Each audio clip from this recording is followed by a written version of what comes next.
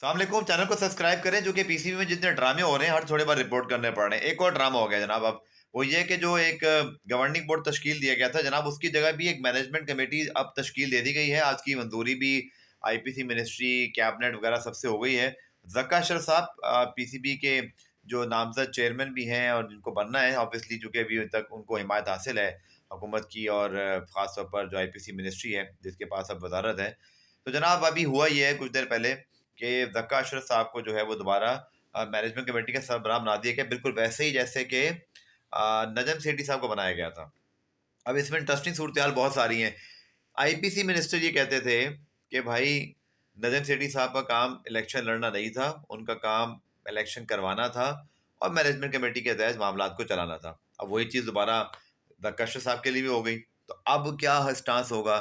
Actually ये सारा का सारा मामला नजम सेठी साहब से भी ज़्यादा, ज़क्का अशरफ साहब से ज़्यादा कसूर इस बात का है, हमारे सिस्टम की खराबी है कि रमीज़ राजा साहब 22 दिसंबर को जो है वो 2022 को चेयरमैन थे। नजम सेठी साहब को लाने का हुकूमत ने फैसला किया।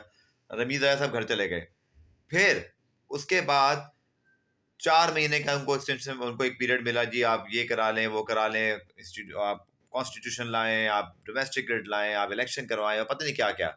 एनीवेज़ हुआ फिर ये कट शॉर्ट के 2 महीने का और एक्सटेंशन मिल गया कि 2 महीने में भी अब आप ये करा लें। वो तब भी नहीं हुआ, इतने में पीएस पार्टी की गवर्नमेंट और उनके मिनिस्टर को ख़्याल आया कि भाई ये तुम्हारी मिनिस्ट्री है, चेयरमैन भी हमारा होना चाहिए। चलिए जी ठीक है। वहाँ पर नजम सेठी साहब ने अपने आप को विथड्रॉ कर लिया ट्वीट करके, लगा ऐसे जैसे सब कुछ खत्म हो गया, कोई टेंशन नहीं है, लेकिन एक्चुअली ये भी नहीं हुआ।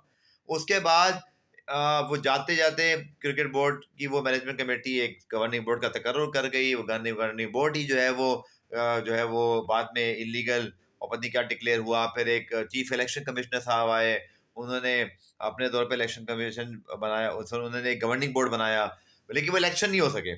अब आज उन इलेक्शन कमिश्नर साहब को भी घर भेज दिया गया है, यानी कि उनके ऊपर भी अदम एतमाद कि वो इलेक्शन नहीं करा सके। जो मैंने पढ़ा है, कुछ जो मुझे समझ में आया नोटिफिकेशन, तो नोटिफिकेशन इतने ज्यादा आ गए कि क्रिकेट कवर करें या नोटिफिकेशन पढ़ें, मतलब कि सियासी बीट करनी पड़ेगी भाई क्रिकेट क्रिकेट में अब क्रिकेट बोर्ड को समझने के लिए। और उसके बाद हुआ ये है कि नए चीफ इलेक्शन कमिश्नर बना दिए गए हैं और साथ ही 4 महीने के लिए मैनेजमेंट कमेटी बनी। तो ज़हीर अब्बास साहब भी शायद वही हैं जो पाकिस्तान के साबिक कप्तान है शायद, लेकिन मुझे नहीं पता कि वो तो पाकिस्तान में है नहीं, वही है क्या है, व्हाटएवर डिसीजन। बहरहाल ज़क्का अशरफ साहब मैनेजमेंट कमेटी के सरबराह बन गए, ताकि वो आईसीसी की मीटिंग में भी चले जाएंगे। अब जो मुझे लग रहा है वो सारे मामला भी देख लेंगे, एशिया कप भी देख लेंगे। और हो ये रहा है कि बस मुझे आना है, मुझे आना है, उसको निकालो, मुझे जगह दो। ये पहले हुआ नबील राजा की दफ़ा, फिर नजर सिटी साहब की दफ़ा, अब ज़क्का अशरफ साहब की जगह भी हो रहा है।